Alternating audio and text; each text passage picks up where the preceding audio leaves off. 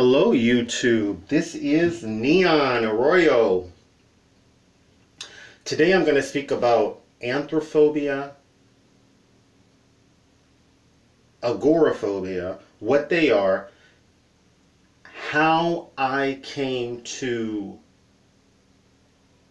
really diagnose myself with them, and how I navigate my way through life.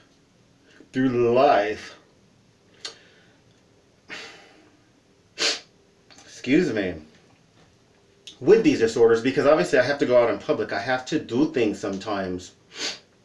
So, anthrophobia is the fear of people. Agoraphobia is the fear of public places and the fear of crowded places. Not like when you're crowded with cattle, but when you're crowded with people. That kind of crowded. Oh, y'all knew that already. So,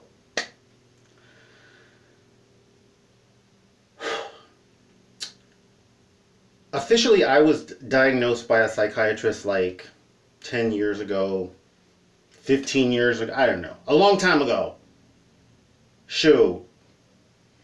With post-traumatic distress disorder, PTSD, post-traumatic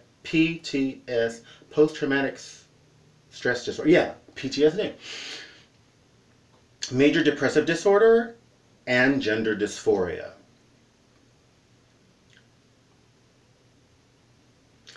I accept that over 10 years later, that certainly the gender dysphoria, I accept some of that, but the symptoms are similar to anthrophobia or to agoraphobia in some ways.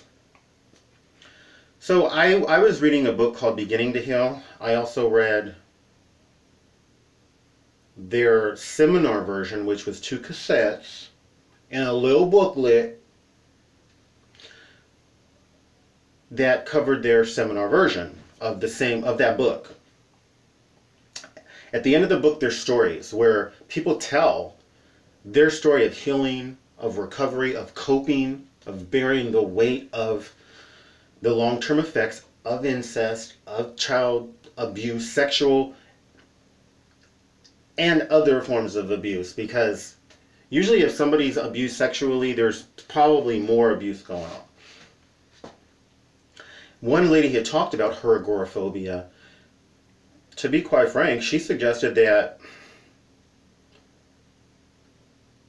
doctors don't, like psychologists, psychiatrists, they don't readily, her experience was that they don't readily diagnose people with agoraphobia, perhaps because a lot of the treatment involves the therapist going out with the person in public, and then the person in public shares what they're feeling, as that paranoia of being in public begins to almost cause a meltdown in terms of our ability to function in public in a social way.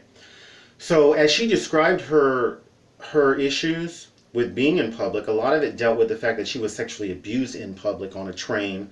She was sent to school alone as a little girl and had been abused more than once on a subway train. That for her, that was what brought about the agoraphobia.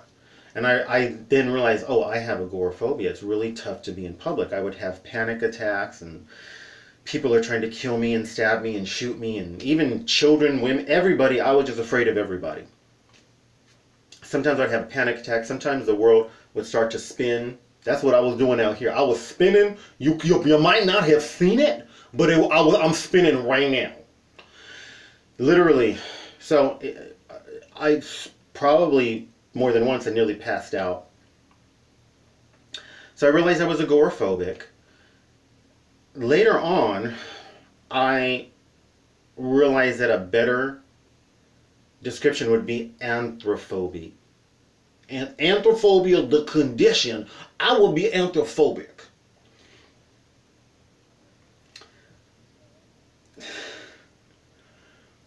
Which is the fear of people. Because that fear of people, for me, it's constant. It almost never ends. Sometimes I get breaks from it. I don't think of it as much, of that fear of people, but whether I'm indoors or outdoors, it's there. When I close my door, I make sure top, bottom is locked. I put an ironing board like this crossways along my door. Sometimes I put a workout ball in a chair. So there's that fear of somebody coming in and harming me, but then there's fear of being harmed when I go outside. I've learned to manage that over the years, thank God. Sometimes I don't manage it, and I will mention that as well. The way that I do manage it, because I don't have a boyfriend or a husband or whatever who will do grocery shopping for me or who will pay the bills if I can't go outside. Sometimes I have to do it, and hopefully it's just not so bad. Like I will pay my rent because I ain't trying to be thrown out on the street. I might go out in public stinking or something because I'm not able to bathe for a few days. So, but I will pay my rent.